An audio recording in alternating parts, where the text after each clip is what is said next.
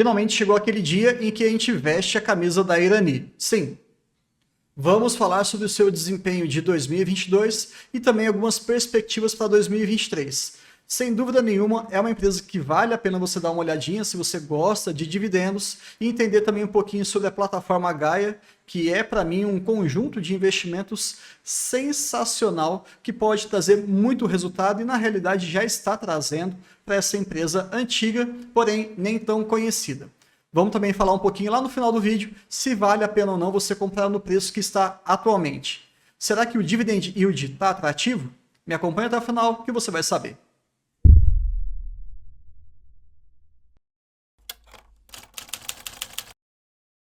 Começando aqui então pelos destaques de 2022, nós tivemos ali uma receita crescendo 5% em relação ao ano anterior, algo interessante, mas talvez fique mais completo quando você olha ali para o lucro líquido. Ele cresceu 32%. A receita cresceu um pouco, mas o lucro cresceu muito. Ponto positivo para a empresa. O EBITDA ajustado cresceu quase 9%.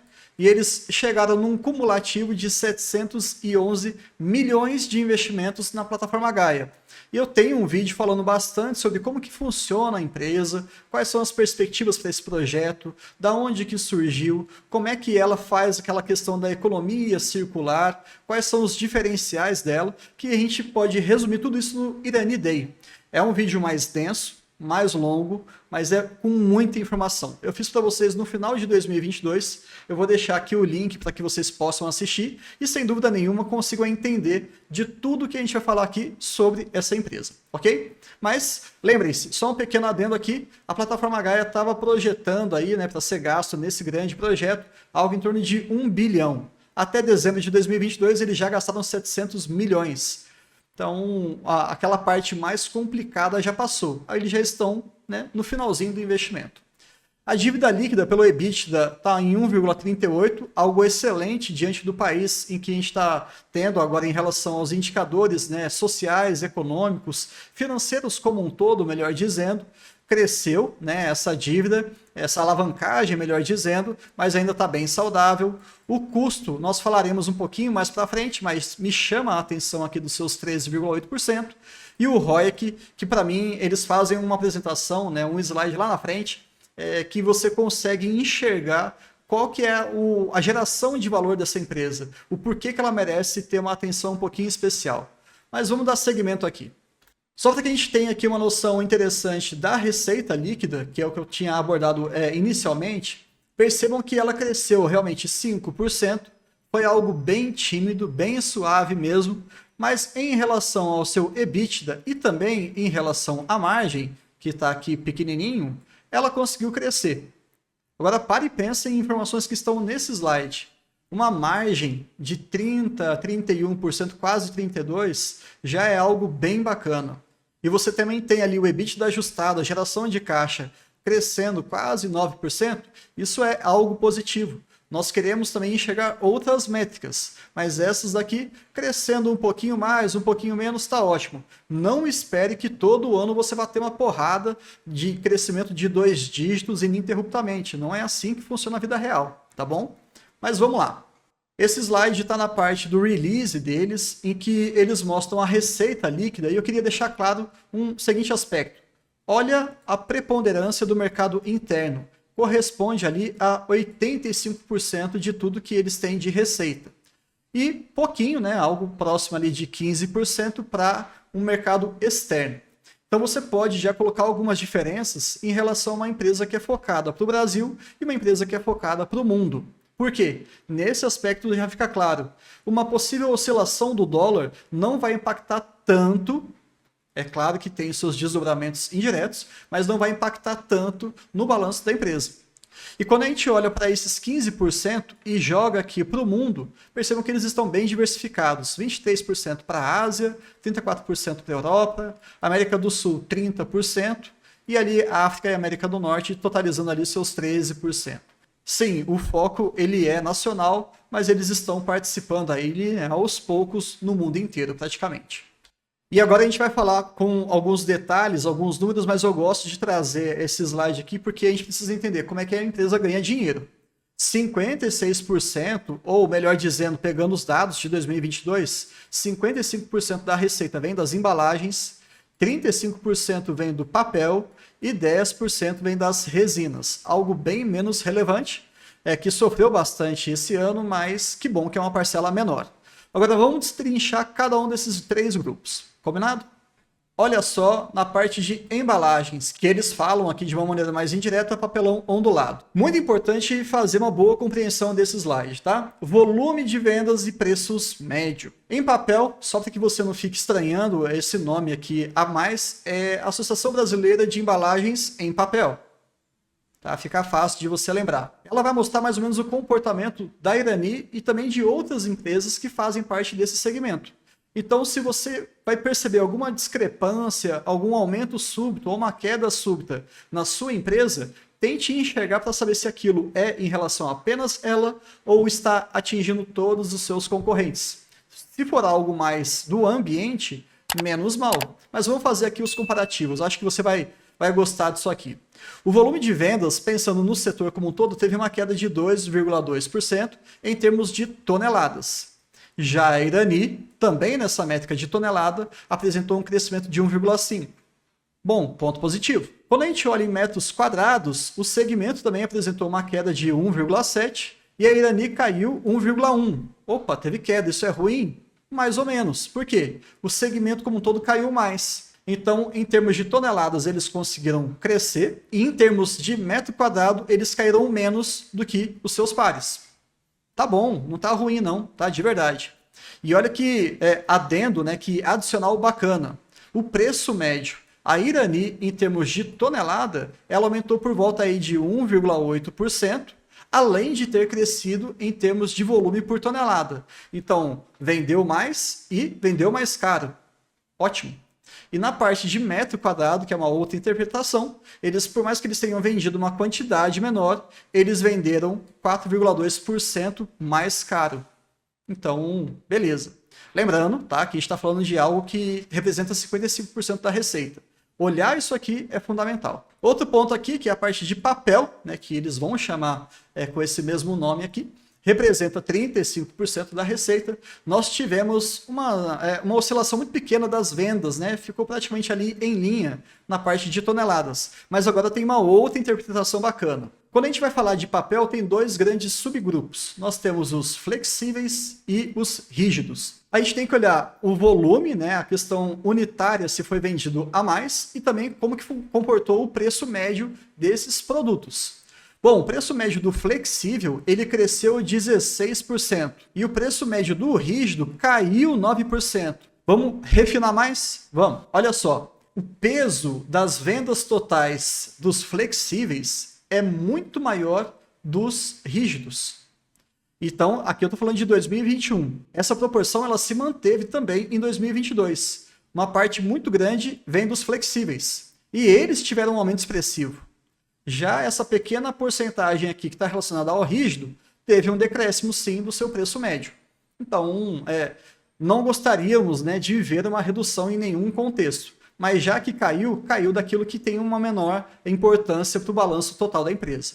Tá? E cresceu naquilo que eles vendem mais. Ótimo. Agora falando do terceiro e último segmento, que é a parte que está focada para a exportação, o breu e a terebentina, nós tivemos aí uma redução no volume dessas 2 resinas, mas o breu ele teve aí uma valorização de 10% e a terebentina uma queda de 14%.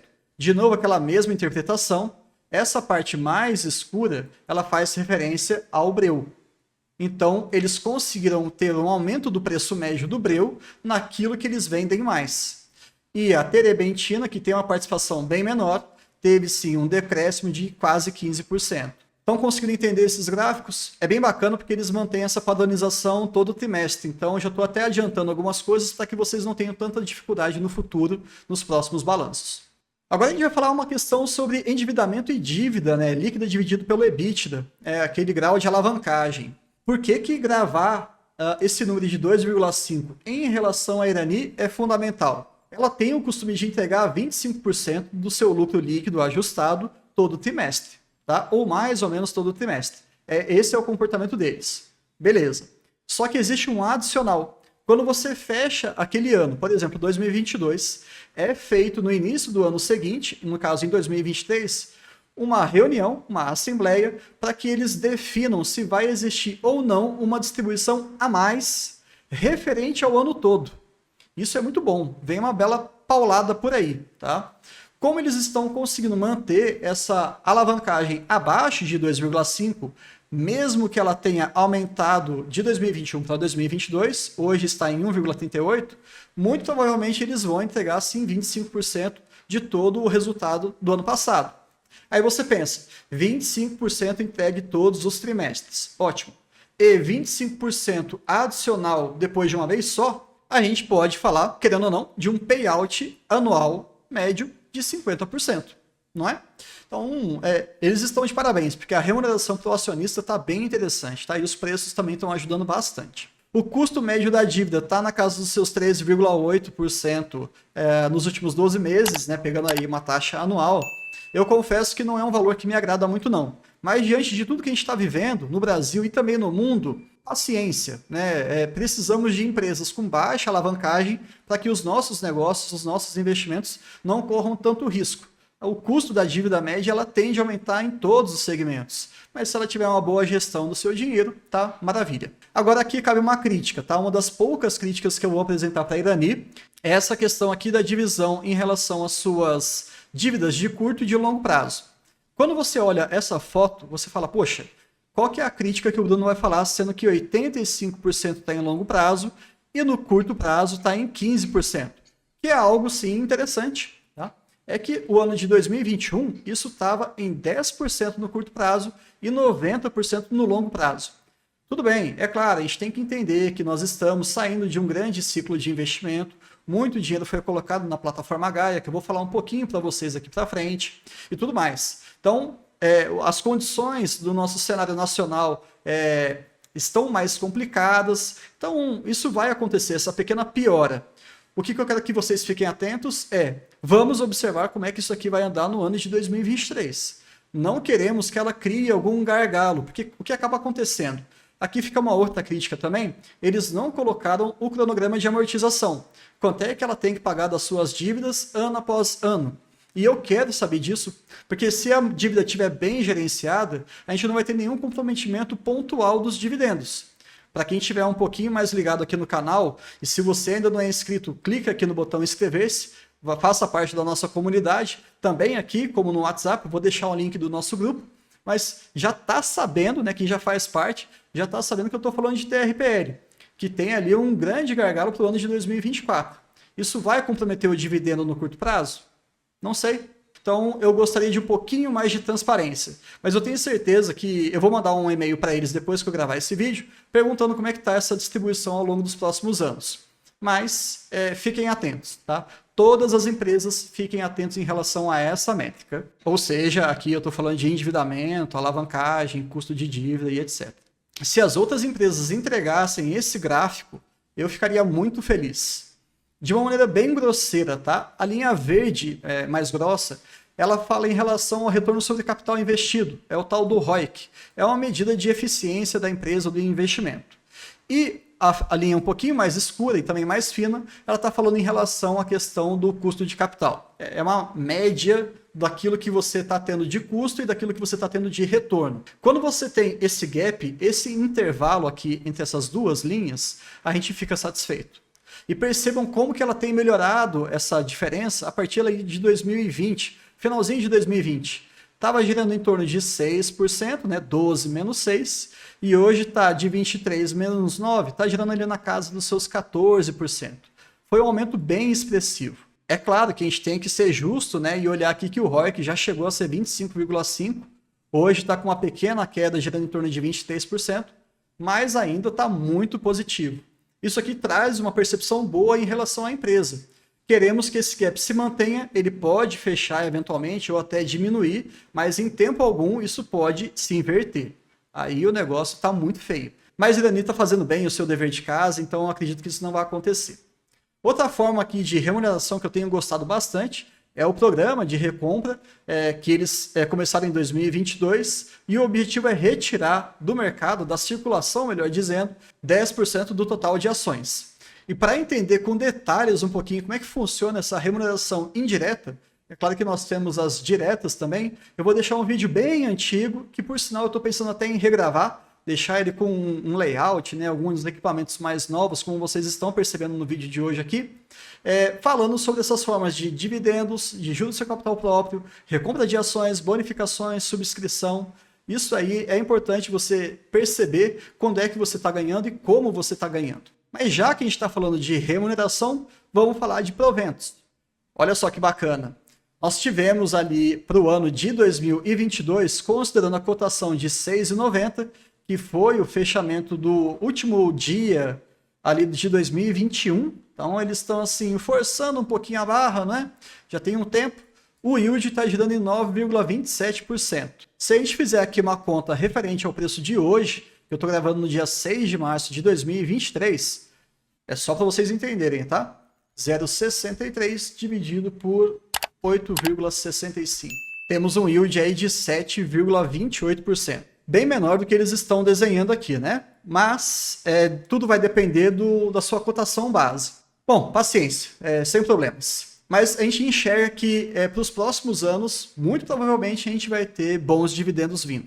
E lembra que eu tinha falado daquela questão do payout de 25% todo trimestre, com aquela bolada no segundo trimestre geralmente? Olha só como é que foi em 2022. No primeiro tri, 6 centavos. No terceiro tri, 9 centavos. No quarto tri, 9 centavos. E no segundo tri, 38 centavos. Então esperemos aí as cenas dos próximos capítulos. Eu entendo sim que vai vir um bom valor para quem está investindo aí em 2023. Mas por favor, tá? Não compre ações pensando nesse tipo de pagamento pontual. É uma grande furada. Olha a empresa, vê se você gosta dela, se você entende. Assiste o Irani Day, que eu fiz um vídeo exclusivo para vocês entenderem se vale a pena ou não colocar na carteira.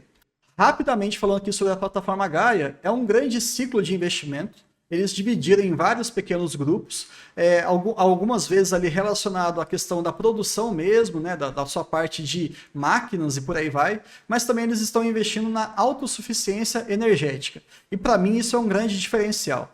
Nós temos aí um contexto muito complicado no nosso país e também no mundo em relação à energia. E você pode perceber que se você tiver um maior controle, uma maior verticalização do seu negócio, você se torna mais resiliente, você se torna mais perene no longo prazo. Concorda? Você fica menos sujeito a grandes oscilações. E quando eles falam que a geração de energia será de 100% após o término dessa plataforma Gaia, eu fico bem feliz.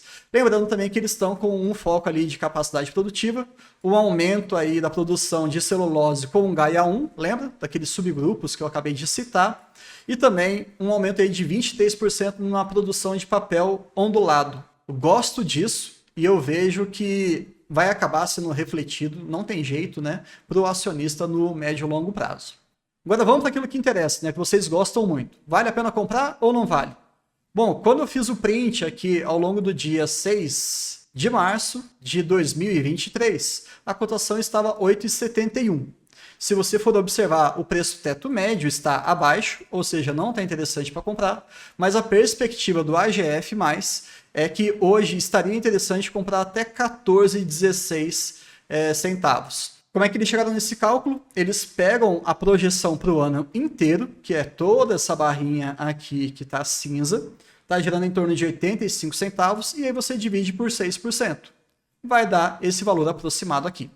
Considerando a cotação atual, nós temos o quê? Algo próximo de 9,7%. Até eu fiquei surpreso com esse valor. Eu não estava esperando isso aqui não, viu? Tá bem alto mesmo. Gostei mesmo. E olha aqui também um comportamento saudável. De 2018, 2019, a empresa tem passado por uma grande reformulação interna, né, mostrando aí uma otimização dos seus negócios, dos seus processos, e isso já está refletindo em proventos. Está numa crescente muito forte. Estou gostando disso. Lembrando, né, que nós tivemos aqui 2 anos muito complicados, e esse ano vai ser complicado também, mas como eles estão muito bem posicionados no nosso país, não acredito que vai ser aí uma tragédia, não. Eles vão se sair bem. Então, resumindo, eu queria trazer para vocês esses valores, né? A continha que eu fiz, peguei o DPA do AGF, inclusive é uma plataforma que vale a pena você testar, tá? São 30 dias sem custo nenhum, e se você quiser fechar o pacote anual, você tem um desconto utilizando o nosso link aqui embaixo. Entra ali, faz o seu cadastro, sem nenhum compromisso de verdade. Pulsa o aportador, pulsa ali a questão dos cursos que eles têm ali, os treinamentos, o pregão AGF, onde você consegue ter ali o acesso ao fórum. Existem lives semanais em que os 4 grandes, né, a Felipe, o Fábio, o Jean e a própria Luísa, né, a filha do Luiz Barsi Filho, eles conversam sobre as suas percepções, o que eles estão comprando ou não. Isso é bom para que você tenha um pouquinho mais de argumento para investir e também abrir a sua cabeça, né, com algumas coisas que você não estava pensando muito naquele momento. Então, olha só, para fechar mesmo, eu elenquei alguns argumentos positivos. Faz parte de um setor não cíclico, né, embalagem, não tem jeito, você vai acabar consumindo o tempo todo. Está focado no mercado interno e eu gosto disso de certa maneira, não somente empresas que foquem nisso, mas ter um representante é importante. Está com uma baixa alavancagem e hoje isso aí é ouro, pensando em contexto mundial. Tem um projetivo ali acima de 9%, para mim está até fora da grande maioria das empresas.